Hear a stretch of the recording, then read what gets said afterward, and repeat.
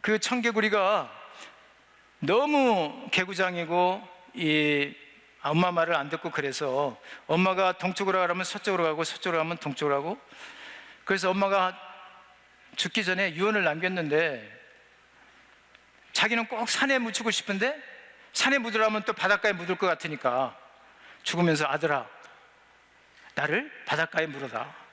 그러면 얘가 산에 묻겠지. 그러고서 그렇게 하고 죽은 거 아닙니까?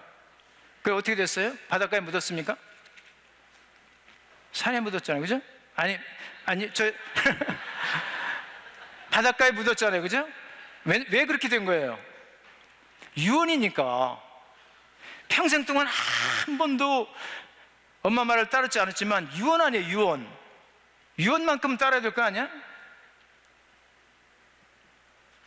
우리가 예수님을 믿고 말씀을 다 순종 못하고 산다 할지라도 다른 거 다 잊어버리고, 전국적으로 다 잊어버릴지라도 이 한마디 말씀은 기억해야 되는 거 아니에요? 왜냐하면 이것은 유언이니까, 그죠? 예수님의 마지막 말씀 아니에요? 그래서 우리 USF는 처음부터 지금까지 이 말씀에 초점을 맞췄습니다. 이게 표대예요, 우리의 표대. 우리가 성령을 받고 우리가 받은 복음을, 이 살리는 복음을, 사람 변화시키는 복음을 한국과 그 다음에 땅끝까지 전한다는 이 예수님의 말씀에 순종하는 것이 우리의 궁극적인 사명입니다. 그래서 바울은 감옥에 갇혀 있어도 감옥에서 풀려나는 것보다도 복음을 증거하는 것이 더 우선이었습니다. 그런 자들의 축복이 무엇입니까? 바울은 이렇게 고백합니다. 내가 가난에 처할 줄도 알고 부에 처할 줄도 알고 어려움에 처할 줄도 알고 평안에 처할 줄도 알고 어떤 형편에 처할지 간에 내가 자족함을 배웠다. 그러니까 이 삶의 축복은 무엇이냐? 예수님의 복음 전파에 초점을 맞추고 사는 자들의 축복이 무엇인가 하면 자유가 있습니다. 자유가 있어요. 자족함이 있습니다. 나에게 무슨 일이 일어나든지 간에, 어떤 일이 벌어지든지 간에 자족함이 있습니다. 뿐만 아니고 더 큰 축복은 뭐냐면 성령님의 능력이 계속 임한다는 겁니다. 사람들은 성령님의 능력 하면 대뜸 많은 사람들이 방언을 생각합니다. 맞습니까? 틀립니까? 맞습니다. 왜냐하면 오순절날 사도들이 기도하면서 받은 것이 방언 아닙니까? 방언의 은사였습니다. 그런데 거기에서 착각하는 것이 무엇인가 하면 그때 당시의 방언은 요즘 우리가 흔히 말하는 그런 방언이 아니었습니다. 그런 방언이 아니고 외국어였습니다. 외국어, foreign language. 그 현장에 16나라 방언하는 사람들이 모였었는데 그 16나라 사람들이 다 그 나라 사람들의 말로 들었습니다. 그러니까 언어의 기적이었습니다. 언어의 기적. 여러분이 외국어를 배우려고 할 때 어렵잖아요, 그죠? 그런데 그 사람들이 한 번도 배우거나 연습하지 않은 언어를 그 즉석에서 했습니다. 어떻게 했는가 하면 성령의 임하심으로. 복음을 전하려면 장벽이 허물어져야 됩니다. 장벽. 안 그렇습니까? 커뮤니케이션이 돼야 복음을 전하는 거 아니에요? 근데 그 커뮤니케이션 할 때 문제가 되는 게 장벽인데요.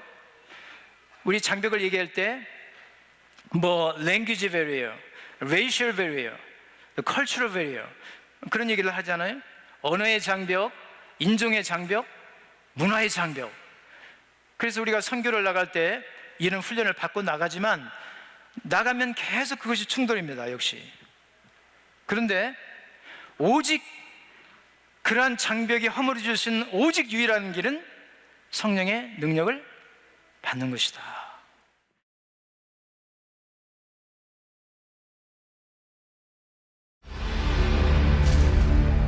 지난 40년간 우리 ESF 사역의 기초가 된 것은 복음을 통해서 젊은이들을 살리는 것이었습니다. 그리고 살려낸 젊은이들을 훈련해서 파송해서 그 사람들이 이 복음을 들고 나가서 다른 사람들을 또 살리는 일을 했습니다. 사람 살리는 일을 우리가 한 것이죠. 제가 세계 여러 나라를 이렇게 방문했었는데요, 선교 때문에. 특별히 한국보다 못 사는 나라에 가게 되면 반드시 질문하는 게 있습니다. 사람들이, 제가 한국 사람이라는 것을 알고서 질문하는 게 있는데, 그게 뭐냐면 한국이 어떻게 해서 그렇게 빠른 시간 내에, 빠른 시일 내에 그렇게 경제 부흥을 이룬 나라가 됐습니까? 그런 질문을 꼭 합니다, 그 사람들이. 제가 대답하는 말도 동일한 대답입니다. 그 사람들이 알고자 하는 것은 어떤 경제적인 것이지만 저의 대답은 이렇습니다. 사람 때문입니다. 사람 때문입니다. 남미 여러 나라들이나 또는 아시아 여러 나라들이 우리 한국보다 땅이 굉장히 크잖아요, 다. 근데 그리고 자원도 많고, 그런데 우리보다 경제적으로 굉장히 떨어진 나라들이 많습니다. 그래서 제가 하는 말이 이렇습니다. 여러분, 저는 경제학자가 아니기 때문에 여러분들의 질문에 직접적인 대답을 할 수 없습니다. 그러나 제가 한 가지 확신하는 것은 1970년대, 80년대를 들어서 한국 대학가에 복음운동이 있었습니다. 그리고 그 복음운동을 통해서 많은 젊은이들이 예수를 영접하고 하나님의 나라와 의를 구하는 이런 운동이 일어났습니다. 그래서 마태복음 6장에 있던 대로, 약속하신 대로 하나님의 나라와 의를 구하는 젊은이들이 나오니까 하나님께서 모든 것을 다 주신 것입니다. 그렇게 대답을 합니다. 사람이 살아야 그 다음 모든 일들이 일어날 수가 있다고 믿습니다. 그런데 성경에서는 사람을 어떻게 정의하냐면 영과 육이 있는 존재라고 정의합니다. 사람이 창세기에 보면 하나님의 형상으로 만들어졌다. 그 하나님의 형상이라는 것이 어떤 외모나 어떤 육체적인 것이 아니고 영적인 것 아니겠습니까? 그래서 사람은 영적인 존재입니다. 그래서 육신적으로는 아무리 살아있어도 영이 죽어 있으면 그 사람은 죽어 있다고 성경은 말합니다. 그래서 성경에서 사람을 살린다는 것은 그 영을 살리는 것입니다. 영을. 이 빌립보서를 기록한 바울은 예수님을 만나서 그 영이 살아나기 전까지 율법과 유대 전통을 지키는 것이 사람을 살리는 것이라고 믿고 살았습니다. 그러나 예수님을 만나고 나서 사람을 살리는 것은 종교나 율법이나 전통이 아니고 또는 인간의 노력이 아니고 복음이다. 예수 그리스도의 복음밖에 없다는 것을 깨달았습니다. 그래서 바울은 이 복음을 받고 살아난 뒤에 이 복음이 최고의 가치가 되었습니다. 그래서 지금까지 자기가 일생 동안 이루어온 모든 업적, 공부, 그 어떤 것도 예수님을 아는 거기에 비하면 배설물 같다고 고백을 했습니다. 그리고 이 예수님을 알기 위해서 모든 삶을 바치고 이 예수님을 전하기 위해서 또 모든 것을 다 바쳤습니다. 그가 감옥에 갇혔을 때도 감옥에서 풀어나오는 것이 그의 목적이 아니고 이 복음을 감옥에서도 밖에서도 안에서도 전하는 것이 그의 최고의 목적이었습니다. 그래서 우리 ESF의 기초가 되었던 예수 그리스도의 복음을 통해 사람 살리는 것이 무엇인가를 한번 더듬어 보고자 합니다. 복음의 핵심은 예수 그리스도와 십자가와 부활입니다. 예수님께서 십자가에 못 박혀 돌아가시는 고난을 통해 우리의 죄값을 지불하심으로 우리가 하나님 앞에서 죄사함을 받고 하나님과 화평을 이루게 됐다. 그리고 하나님의 자녀가 됐다. 이것이 복음의 핵심입니다.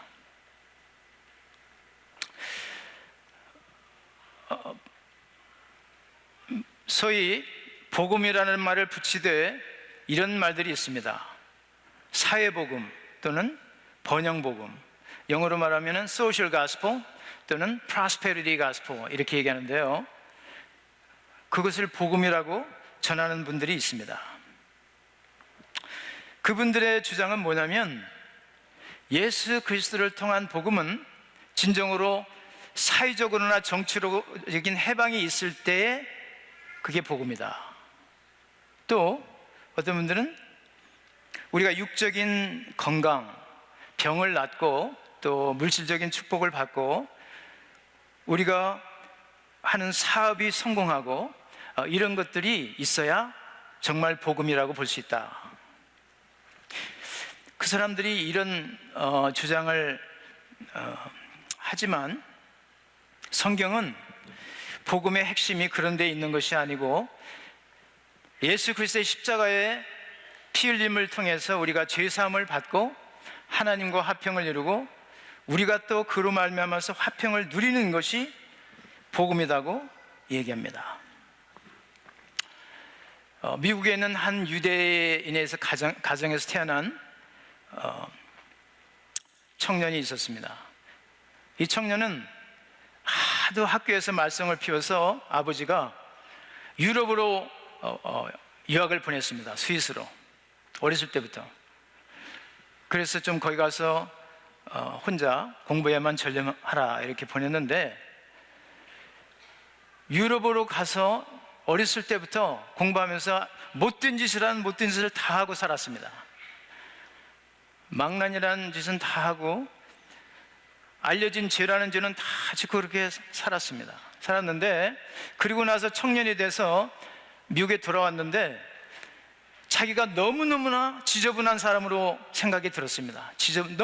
내가 왜 이렇게 지저분한 사람이 됐을까? 그래서 마음의 평안이 없습니다.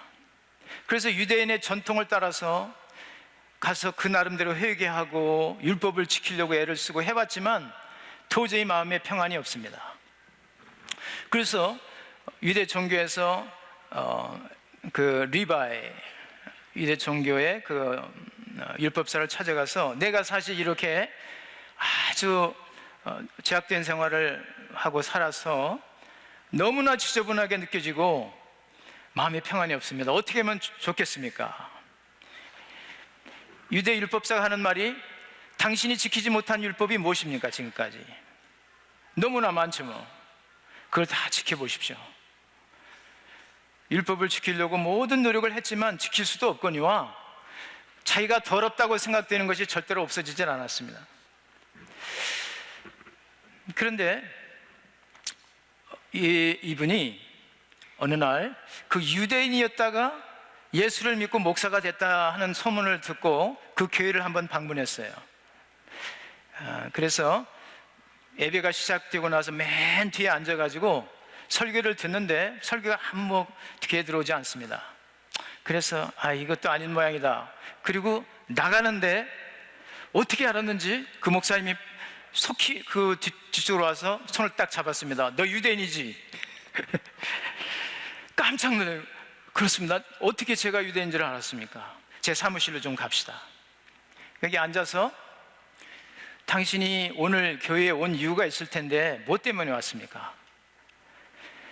그래서 할 수 없이 그 청년이 고백을 했습니다. 사실은 내가 이러고 저러고 해서 너무나 내 자신이 더럽게 느껴지고 마음이 평안이 없습니다. 그렇습니까? 저도 그랬습니다. 당신이 지금 마음의 평안을 얻고 깨끗한 사람이 될 수 있는 길을 제가 말씀드릴까요? 말씀해 주십시오. 모세가 광야에서 뱀을 든 것 같이 인자가 들려야 하리니 이는 저런 믿는 자마다 멸망치 않고 영생을 얻게 하려 하심이라. 이 말씀을 목사님이 인용하면서 당신이 지금 당신과 같은 사람을 위해서 예수께서 십자가에 돌아가시고 그래서 그것을 믿는 순간 당신이 모든 죄는 사함받고 깨끗해 된다는 것을 믿고 고백하고 십자가를 바라보면 그 일이 일어납니다. 그래서 그 청년이 그 목사님 말씀을 듣고 그 마음을 받았습니다. 그리고 십자가를 바라봤습니다. 그 순간에 그렇게 더럽게 느껴졌던 자신이 깨끗하게 느껴졌습니다. 죄사함이 일어난 거죠. 바로 그것이 복음입니다. 바울은 육체의 가시 때문에 고통을 당하며 살았습니다. 그래서 하나님께 간절히 기도를 했습니다. 하나님, 이 육체의 가시를 좀 제거시켜 주세요.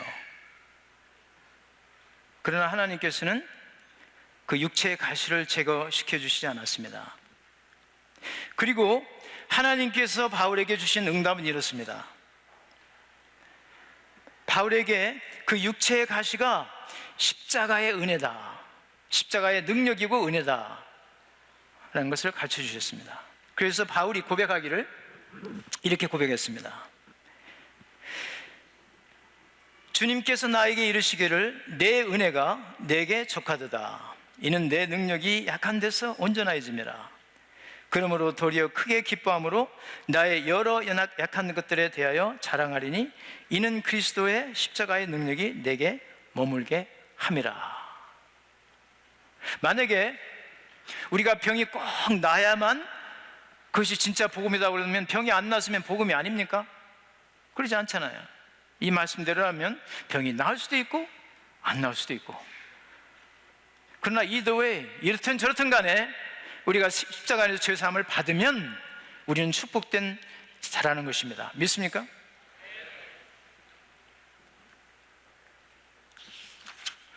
또한 예수 그리스도의 십자가에 돌아가셔서 우리 죄를 사할 뿐만 아니라 무덤에 묻혀서 3일 만에 부활하심으로 우리에게 영생의 소망과 이 부활의 능력을 주셨다 하는 것이 복음입니다. 어떤 경우는 십자가는 막 강조했는데 부활을 강조하지 않아서 이 신자들이 굉장히 쪄들어 있습니다. 얼굴이 인상이 이렇게 슬픈 인생, 슬픈 얼굴, 막 고난에 막 쪄들어가지고 그런 얼굴로 사는 사람들이 있습니다. 뭔가 이게 균형이 잡히지 않은 것입니다. 우리 언젠가 수년 전에 대천덕 신부께서 오셔서 우리 ESF 수양회에 말씀을 전한 것을 기억합니다. 근데 그분이 하신 말씀이 있습니다. 돌아가시기 전에 한국 교회가 가장 염두에 두고 실천해야 될 부분이 한 가지 있다면은 균형을 잡는 것이다. 균형을. 너무 익스트림하다. 익스트림해. 그냥 한쪽으로 막 이쪽으로 치우쳤다가 저쪽으로 치우쳤다가 좀 균형을 잡는다. 그래서 어떤 분들은요, 진정한 복음은 사랑 다음으로 중요한 것은 균형이다. 그래서 균형이 깨지면 다 병들잖아요. 뭐 이상해지고 그렇게 되는 것입니다.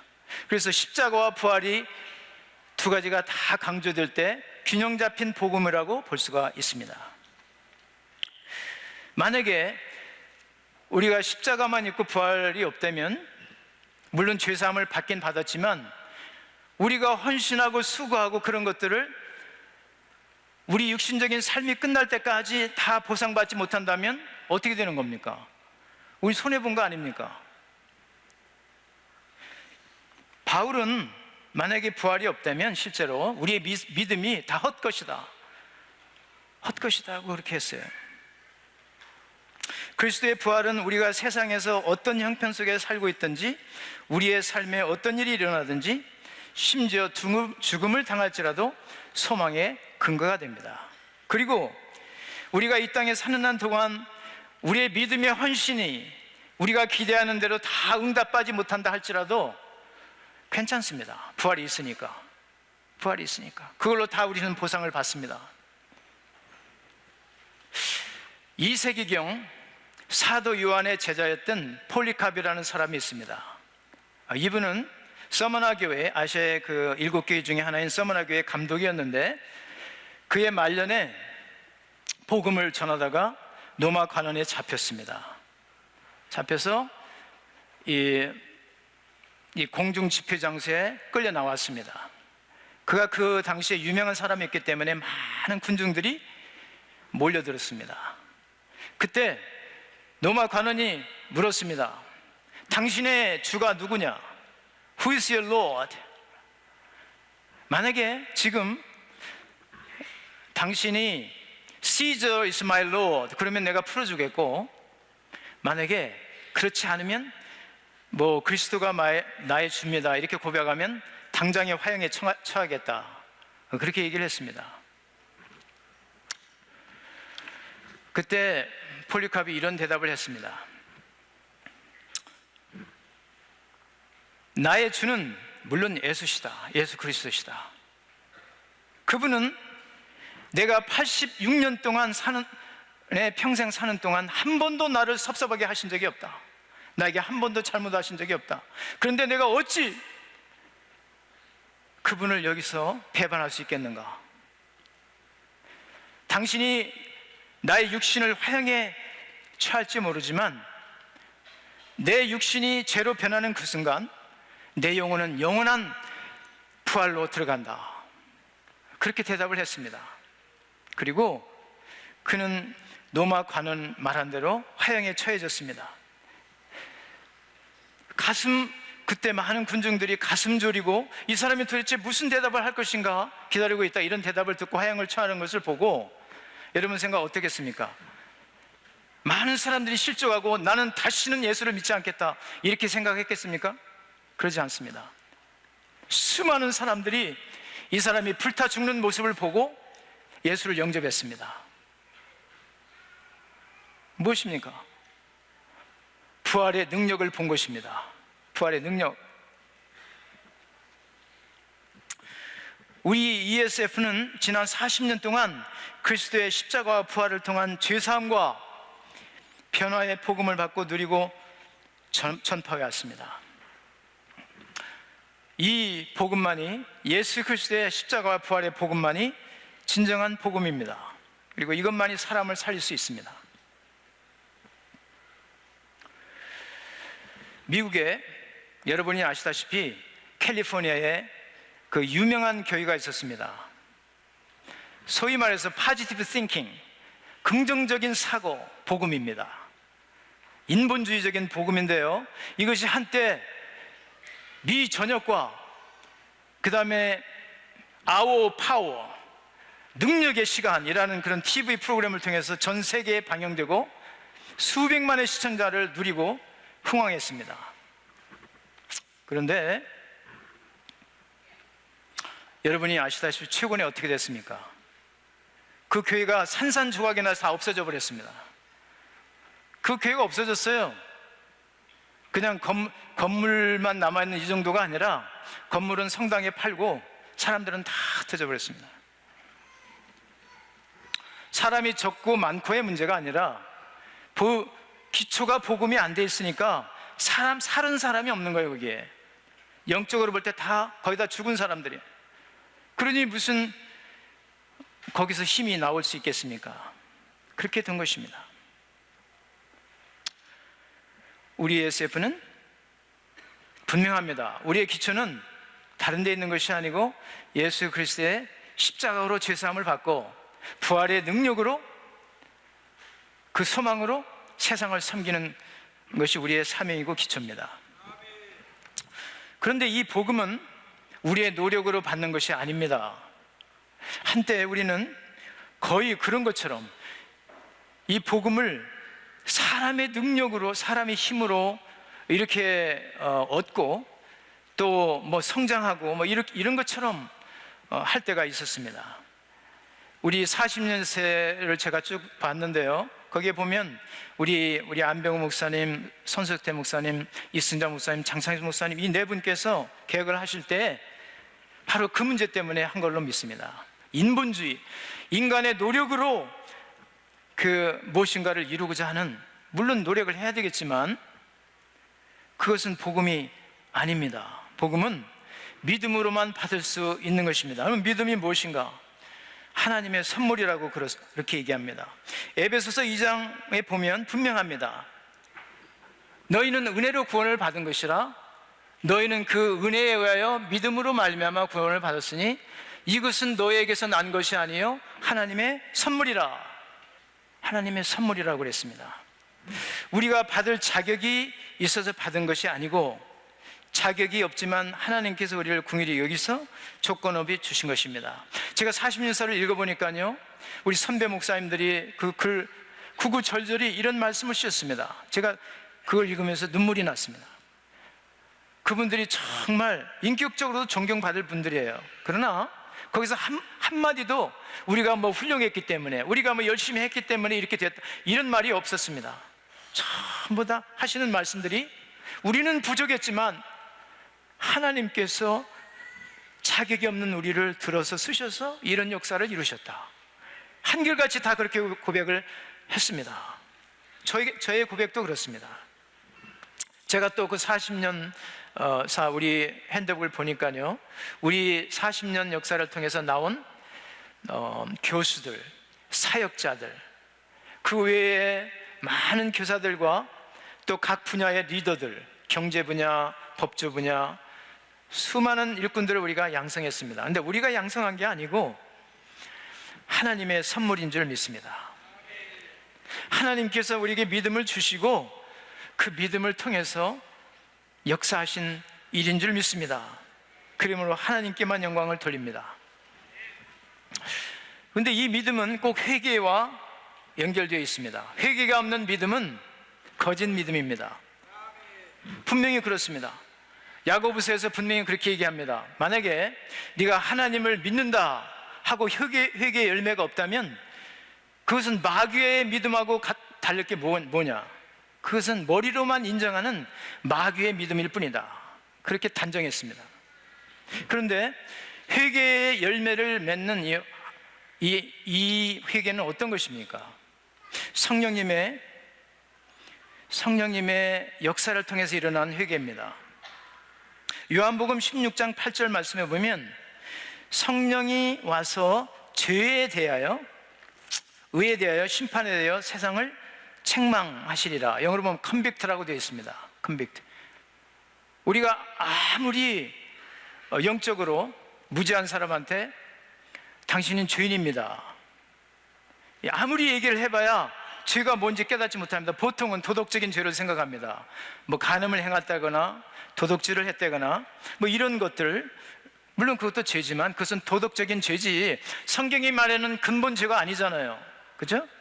성경이 말하는 근본적인 죄는 믿음이 없는 것이고, 그 믿음이 없다는 것은 뭐냐면 하나님께 영광을 돌리지 않고 사는 것, 그것이 죄의 근본인데 그것을 죄라고 깨닫는 사람이 없습니다. 그런데 성령님께서 우리 마음에 역사하시면, 컨빅트 하시면 그때야말로 사람들이 내가 죄인이다 그렇게 느껴집니다. 제가 대학교 1학년 때 예수를 영접했는데요, 예수를 영접하고 많이 울었습니다. 많이 울었어요. 누가 울으라 해서 울은 게 아니라 내 죄가 너무나 크다는 걸 알게 됐고, 그리고 그 죄사함을 주신 예수님의 은혜가 너무 감격스럽기 때문에 많이 울게 되었습니다. 성령님은 우리의 영의 눈을 뜨게 하시고 영적으로 죄의 근본을 깨닫게 하시고 또 그것을 회개할 수 있도록 역사해 주십니다. 우리가 할 일은 무엇인가? 아무것도 없습니까? 성령이 다 하십니까? 성령님께 순종하는 것이죠. 성령님은 인격적이시기 때문에 우리의 죄를 깨닫게 하시고 이거 네가 돌아서야 된다 지금, 그렇게 말씀을 하시는데 우리가 거역하면 내버려 둡니다. 강요하지 않습니다. 그러니까 죄를 깨닫고도 성령님을 거슬려 가지고 회개하지 않으면 성령의 열매를 맺지 못합니다. 그래서 10년 전에도 하루에 10번씩 화를 낸 사람이 10년 후에도 똑같이 10번씩 화를 냅니다. 그건 회개의 열매 없는 거잖아요. 그죠? 그런데 10년 전에는 10번씩 화를 냈는데 10년 후에는 9번만 화를 낸다. 하나 회개한 거지. 여러분, 한번 생각해 봅시다. 우리가 40년을 지나면서 시작할 때와 지금 다른 게 뭡니까? 우리의 회개에 합당한 열매를 맺었습니까? 여러분 개인적으로나 우리 단체적으로 살펴봐야 될 줄 믿습니다. 믿음은 약속에 근거한 것입니다. 사도 마태는 복음의 서론에서 복음이 무엇이냐? 복음은 예수 그리스도의 세계고, 이 예수 그리스도의 세계는 어떻게 시작됐는가 하면, 어떻게 관계가 되어 있냐면 아브라함과 다윗의 자손이다, 이렇게 정의했습니다. 그 말은 성경에서 약속한 모든 약속들이 예수 그리스도를 통해서 다 성취되었다, 그리고 그것을 믿는 것이 믿음이다는 것 주장입니다. 보면 구약 성경 전체를 딱 두 가지 약속으로 우리가 종합을 한다면, 첫째는 아브라함의 후손을 통해서 세상 만민을 구원하시겠다는 약속입니다. 둘째는 다윗의 자손을 통해서 영원한 하나님의 왕국을 이루시겠다는 약속입니다. 이 약속 두 개를 포함하면 구약 전체가 됩니다. 약속에 관한 한. 그리고 그 약속이 예수 그리스도를 통해서 이루어졌다는 것입니다. 믿음이란 하나님의 약속을 믿는 것이 믿음입니다. 그렇습니다. 믿음이 뭡니까? 하나님의 약속을 믿는 것인데, 어떤 약속입니까? 예수 그리스도를 통해서 주신 약속, 그 약속이 다 이루어질 거라를 믿는 것입니다. 우리의 ESF의 40 역사를 돌이켜볼 때 우리 가운데 이루어진 것이 있다면, 그것이 무엇이든지 간에 우리가 약속을 믿는 만큼 이루어진 줄 믿습니다. 그렇습니다. 제가 한양여관에서 안배우 목사님한테 훈련을 받을 때 안배우 목사님이 많이 거치십니다. 죄송하지만 저하고는 정말 완전히 180도 다른 분이었어요. 왜 저분은 저렇게 거칠게만 하시나 이렇게 생각할 때가 있었는데, 제가 한 가지 하나님의 은혜를 받은 게 있어요. 그 훈련을 받으면서. 뭐냐면 약속을 계속 믿게 하세요. 약속을 계속 믿어. 우리가 언젠가는 땅끝까지 이르러 복음을 증거할 수 있다고 예수님께서 말씀하시지 않았느냐? 그러니까 이 약속 믿어라. 저는 그때 생각할 때 말도 안 되는 소리를 하고 계신다, 그렇게 생각했어요. 그런데 물론 다는 아니지만 여기 보지 않았습니까? 40년 후에 우리가 세계 모든 나라는 아니지만 그러나 거의 모든 대륙의 많은 나라들의 복음을 전할 수 있는 이런 문이 열렸습니다. 약속이 이루어진 줄 믿습니다. 이것이 믿음입니다. 또 우리 ESF의 사람 살리는 일을 이 복음과 함께 전개하면서 가장 핵심으로 삼았던 것이 성경입니다. 하나님께서는 복음을 구전으로 또는 다른 방법으로 내려주신 게 아니고 기록을 통해서 내려주셨습니다. 성경 말씀의 기록. 예수님은 이렇게 증거하셨습니다. 성경을 상고함으로, 요한복음 5장 39절입니다. 성경을 상고함으로 영생의 길을 찾고 성경이 곧 나를 증거한다고 하셨습니다. 성경을 상고함으로. 이 성경이 뭐냐면 기록된 성경을 말씀하시는 것입니다. 사도들도 그런 증거를 했습니다. 사도 베드로는 베드로서 1장 23절에 우리가 말씀을 통해, 그 말씀도 성경 말씀을 얘기합니다. 말씀을 통해서 거듭난다고 얘기했습니다. 예수님의 복음에 대한 산 증인들이었던 사도들은 구전으로 복음을 전한 것이 아니고 성경 기록으로 복음을 전하고 남겼습니다. 사도행전에 보면 사도 베드로가 말씀을 전할 때 꼭 구약 성경을 인용했습니다. 요엘서를 인용해서 오순절날 일어난 것을 설명했습니다. 그러니까 강해 설교를 한 것입니다. 강해 설교를. 나중에 이방인의 복음이 증거되면서 여러 가지 유대인의 율법과 이방인의 그 복음 영접 사이에 충돌이 생겼을 때 예루살렘 교회에서 공회가 열렸습니다. 그때도 사도들은 그 문제를 기록된 성경에 의해서 풀었습니다.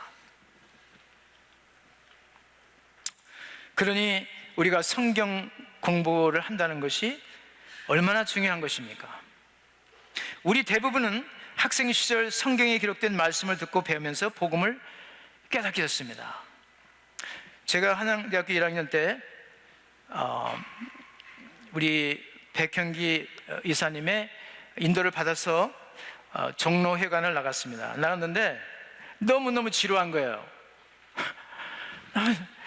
이게 세상에 이렇게 지루한 데가 있을 수가 있을까? 그래서 딱 한 번 가고 안 가버렸어. 그런데 우리 안배우 목사님이 신방으로 왔어요. 그래서 발목이 잡힌 거 아닙니까? 근데 다른 거 없고 앉아가지고 성경을 공부시키는 거예요. 앉아가지고 성경만 말씀을 하시는데, 이야, 그 요한복음 성경을 이렇게 가르쳐 주시는데요, 거기서 거듭난 거 아닙니까? 그 눈먼 자를 낫게 하신 예수님, 사마리아 여인, 목마른 사마리아 여인을 찾아오셔서 그 영생의 물을 주신 예수님, 뭐 이런 말씀을 들을 때요, 제 영의 눈이 열렸습니다. 그리고 구원을 받게 된 거예요. 성경 기록에 근거하지 않은 복음은 사람이 만들어낸 거거나 아니면 마귀가 만들어낸 거짓 복음입니다. 모든 이단들은 성경을 인용합니다. 그런데 문제는 뭐냐면 성경 전체의 문맥을 벗어난 신앙 이론과 체계를 만들어 가지고 그것으로 브레인워시, 세뇌를 시킵니다. 그래서 그들이 만들어낸 교리서, 성경 해설집, 강의안, 이런 것들이 성경보다도 더 중요합니다. 그리고 그런 사람들을 보면요, 꼭 어떤 성경의 몇 권만 강조합니다.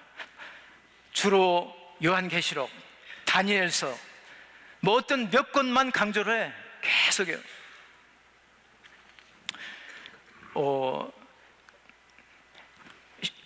시카고에서요, 한번 이런 일이 있었어요. 우리가 성경 공부를 하고 있는데, 리더들 성경 공부를 하고 있는데 어떤 미국 자매가 들어왔어. 어떻게 오셨습니까? 성경 공부를 하러 왔습니다. 그래요? 하루를 했습니다. 그런데 알고 보니까 이분이 신천지? 여기 신천지 다니시는 분 있으면 손 들어보세요. 들어요? 괜찮아요? 나 처음 들어봤어요. 신천지 뭐예요 이게? 그럼 구천지도 있었던 거예요? 이 친구가 우리 그 리더들을 이렇게 빼돌리려고 작정을 내고 온 거예요. 나중에 알았어. 나중에. 근데 그 리더 중에 한 사람이 나중에 얘기를 하는 거예요. 거기를 가보니까 계시록을 막 공부하는데 결국은 무슨 촛대? 무슨 뭐 금촛대? 전 잘 모르겠어요. 그거를 하고 그것이 그 교주가 그것을 최종적으로 해석도 하고 줄 수 있는 권한이 있다고 그렇게 가르치더라 이거예요. 그래서 내가 그 자매한테 물었어요. 그래서 자매님은 어떻게 생각합니까? 목사님 제가 바보입니까? 아니죠.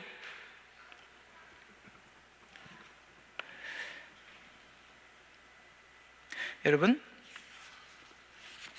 성경 공부를 우리가 하는데 어느 그냥 한 책만 들이팔 게 아니고 성경 66권을 처음부터 끝까지 다 공부를 해야 됩니다. 그것을 문맥이라고 그럽니다. 문맥. 만약에 여러분이 성경 한 구절을 정말 요절로 인생 요절을 찾고 산다 할지라도 그 요절을 뒷받침할 수 있는 성경 구절이 또 어디에 있는 거예요? 여러분이 그렇게 해석하고 믿는 것을 뒷받침할 수 있는 다른 성경 구절이 있는 거예요, 없는 거예요? 없으면 재고해야 돼. 우리 손석대 박사님께서 성경을 바로 알자 이 책을 쓰셨어요. 제가 그 책을 읽으면서 많이 도움을 받았습니다. 거기에 보면 우리 한국 교회들이 성경을 이상하게 해석한, 그러니까 out of context라고 그러죠. 문맥에 맞지 않게 뜯어가지고 자기 맛대로 해석한 대표적인 사례들을 거기 열거했어요. 여러분들 그 책을 갖고 있지 않으면 오늘 수양이 끝나고 나서 가기 전에 가고 다 사시기 바랍니다. 지금 책을 장사하는 게 아니고 꼭 필요한 책이에요. 보니까 성경을 바로 알자.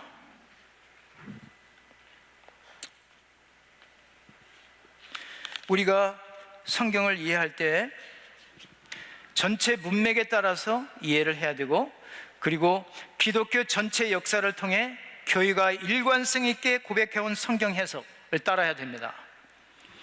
그래서 사도신경이라는 것이 있는 거 아닙니까? 여러분의 성경 해석이 사도신경의 어떤 한 구절이라도 맞지 않으면 그 해석이 틀린 것입니다. 그런 교회 2000년을 내려오면서 사도들뿐만 아니라 교부들뿐만 아니라 교회가 2000년 역사를 내려오면서 많은 이단들과 싸우면서 정립한 우리 공통의 기독교 신앙 고백입니다. 이 이단들이나 그 섹테리안들을 보면요, 거기에 문제가 꼭 있어요. 뭔가 성도들의 교제, 이걸 부인합니다. 성도들이라는 것은 자기 교회만 아니잖아요. 자기 교단만 성도가 아니잖아요. 예수를 그리스도하고 고백하는 모든 자들이 세계 방방곡곡의 어느 교회든지 간에 그것을 고백한다면 우리는 다 성도인데, 그 사람들은 자기들이 해석한 교리를 따르는 사람들만 성도라고 그렇게 얘기를 하는 겁니다. 그러면 복음을 누리는 자의 사명은 뭡니까? 우리가 40년 동안 복음을 통해서 우리 영혼이 살고 훈련받고 전하고 믿음을 가지고 열매를 맺었다면, 그러면 뭡니까? 예수님께서 그런 축복을 우리에게 주신 이유가 뭡니까? 간단합니다. 복잡하지 않습니다. 사도들은 복음서를 다 기록하고 나서 결론을 어떻게 맺는가 하면, 그러므로 예수님의 말씀을 인용했습니다.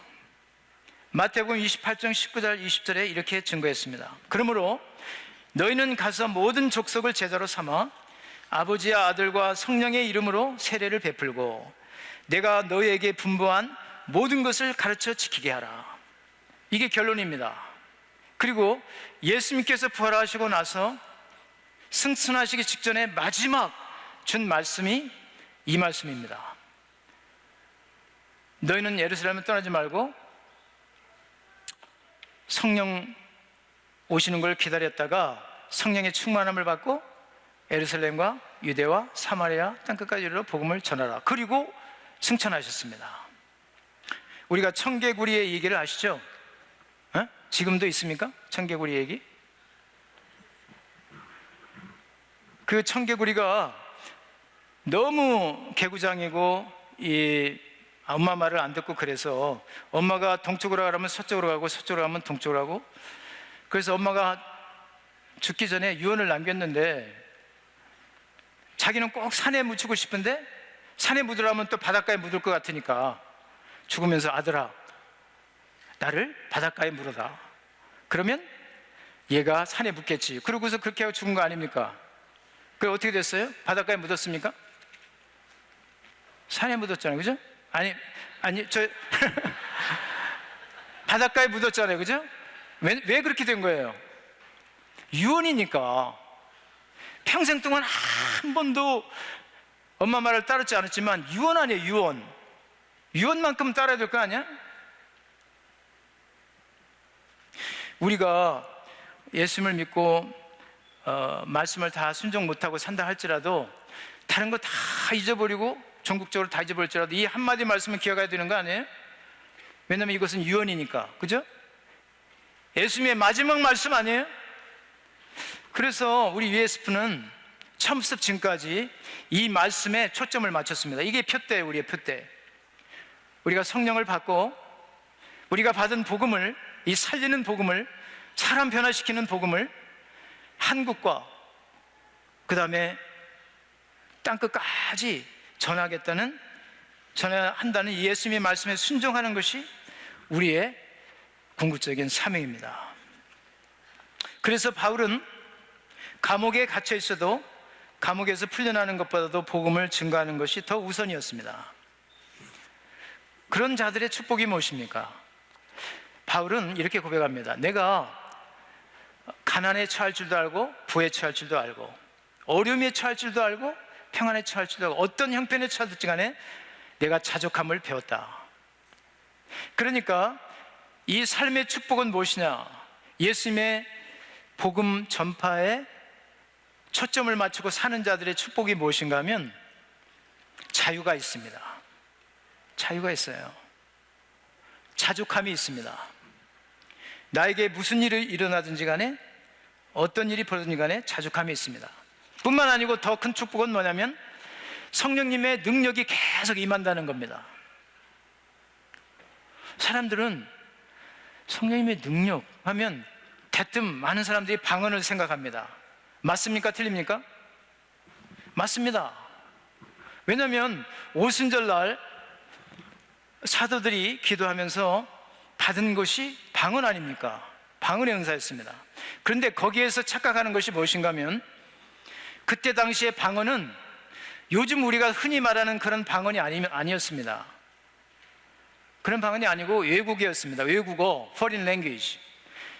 그 현장에 16나라 방언하는 사람들이 모였었는데 그 16나라 사람들이 다 그 나라 사람들의 말로 들었습니다.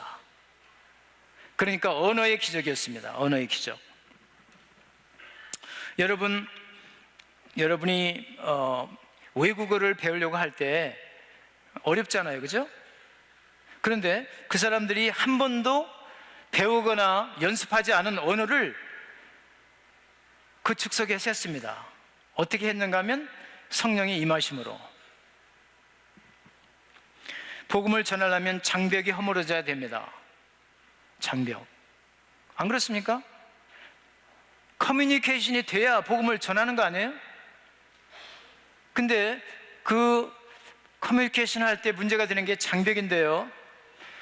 우리 장벽을 얘기할 때 language barrier, racial barrier, cultural barrier 그런 얘기를 하잖아요. 언어의 장벽, 인종의 장벽, 문화의 장벽. 그래서 우리가 선교를 나갈 때 이런 훈련을 받고 나가지만 나가면 계속 그것이 충돌입니다. 역시. 그런데 오직 그러한 장벽이 허물어질 수 있는 오직 유일한 길은 성령의 능력을 받는 것이다. 성령의 능력을 받고 은사를 받으면 가능합니다. 제가 제 간증을 조금 하고 끝내려고 합니다.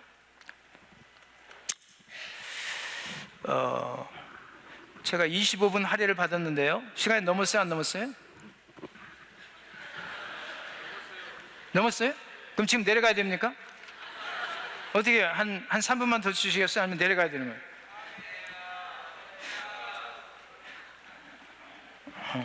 반대하는 사람 손 들으세요. 이러면 아무도 못 드는 거 아니야. 제가 시카고에 33년 전에 갔습니다. 그런데 그때 당시 제가 대학이나 중고등학교 다닐 때 지금은 다르겠지만 맨날 영어 문법만 배웠어요. 문법만. 그래서 문법은 다 아는 것도 아니지만 하여튼 많이 아는데 시카고 공항에 내렸는데요. 제가 뭘 가지고 가다 걸려가지고 그 세관이 잡아가지고 무슨 얘기를 하는데 한마디도 못 알아듣겠는 거야. 한마디도. 그래서 그 사람이 답답하니까 그냥 가라고 하더라고. 그리고 그걸 붙들어 놨어 거기다가. 그래서 그걸 찾긴 찾아야 되겠는데 이제 고민이 되는 거야. 어떻게 찾아야 되나 이거를. 그래서 그 사람한테 가라고 그러길래 좀 써달라고 그래서 네가 can you write? 하면서 이제 써라니까 한 5개 총목을 쭉 썼어. 그래가지고 집에 와가지고 영어 한영 사전을 펼쳐가지고 있잖아요. 그걸 번역하는 거야.